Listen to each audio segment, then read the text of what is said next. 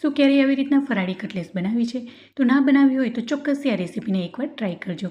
પૂરી રેસીપીની details perfect માપ સાથે અહીં ટાઇટલ પાસે લિંક મેન્શન કરી છે, તો ત્યાં જઈને વિઝિટ કરી શકો છો. ફરાળી કટલેસ બનાવવા માટે અહીંયા 300 ગ્રામ જેટલા બાફેલા બટેકા લીધા છે અને બટેકાને સારી રીતના ખમણી લીધા છે. ત્યારબાદ તેમાં 1 થી 1.5 ચમચી જેટલી આદુ મરચાંની પેસ્ટ, 1 બાઉલ જેટલા અધકચરા સિંગદાણાનો પાવડર, સ્વાદ પ્રમાણે મીઠું, 2 નાની ચમચી જેટલી ખાંડ ઉમેરી છે અને તીખાસ માટે અડધી ચમચી જેટલો મરી પાવડર. જો તમે લાલ મરચું પાવડર ઉમેરવું હોય તો પણ ઉમેરી શકો છો. ત્યારબાદ અડધી ચમચી જેટલું હાથ વડે વાટીને જીરું ઉમેરીશું અને 1 નંગ જેટલું મેં લીંબુનો રસ ઉમેર્યો છે. અહીંયા જો તમે ફરાળમાં ગરમ મસાલો ખાતા હોય તો પણ ઉમેરી શકો છો. કટલેસમાં સરસ એવું બાઇન્ડિંગ આવે તેના માટે 3 ચમચી જેટલો તપકીરનો લોટ ઉમેર્યો છે અને 3 થી 4 ચમચી જેટલી ઝીણી સમારેલી કોથમરી ઉમેરી છે. જો તમને એવું લાગે કે મિશ્રણમાં હજી પણ બાઇન્ડિંગની જરૂર છે તો તમે ફરીથી 3 ચમચીની જગ્યાએ 4 ચમચી પણ ઉમેરી શકો છો. હવે બધું જ બટેકાના મિશ્રણને ખૂબ જ સારી રીતના હાથ વડે મિક્સ કરી લઈશું. જો તમને મારી આ રેસીપી જરા પણ ગમી હોય તો વિડીયોને લાઇક કરી શેર કરી દેજો અને મારી ચેનલને સબસ્ક્રાઇબ ના કરી હોય તો પ્લીઝ સબસ્ક્રાઇબ કરજો. સબસ્ક્રાઇબ કરવું બિલકુલ ફ્રી છે. હવે જે બટેકાનું મિશ્રણ છે સારી રીતના મિક્સ થઈ ગયું છે અને હાથમાં થોડું એવું તેલ લગાવીશું જેથી આપણે બટેકાનું મિશ્રણ છે હાથમાં ચીપકે નહીં. હવે થોડું એવું મિશ્રણ આવી રીતના હાથમાં લઈ અને અહીંયા હાર્ટ શેપના બીબાથી હું કટલેસને વાળી રહી છું.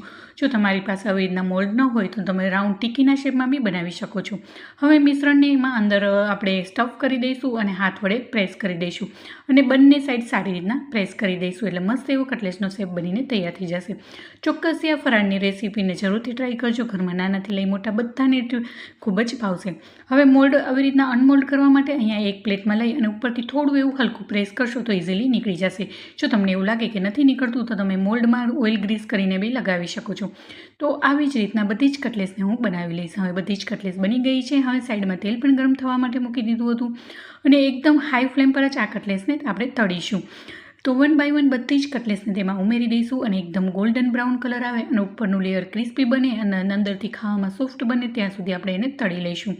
હવે તળવામાં હવે આ સ્ટેજ ઉપર આપણે ગેસની ફ્લેમને મીડિયમ કરી દઈશું અને અહીંયા ચમચાની મદદથી થોડું એવું એને આવી રીતના બંને સાઈડ પલટાવી લઈશું અને ગોલ્ડન બ્રાઉન થાય ત્યાં સુધી એને થવા દઈશું.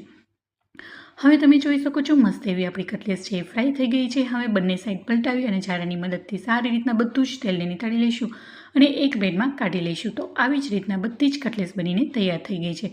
તમે જોઈ શકો છો જોતા જ ખાવાનું મન થઈ જાય એવી સુપર ટેસ્ટી કટલેસ બનીને તૈયાર છે.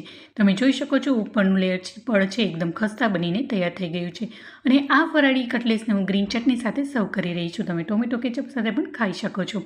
તો ચોક્કસથી આ મારી રેસીપીને ટ્રાય કરજો. ઘરમાં બધાને જ ભાવશે. Thank you for watching.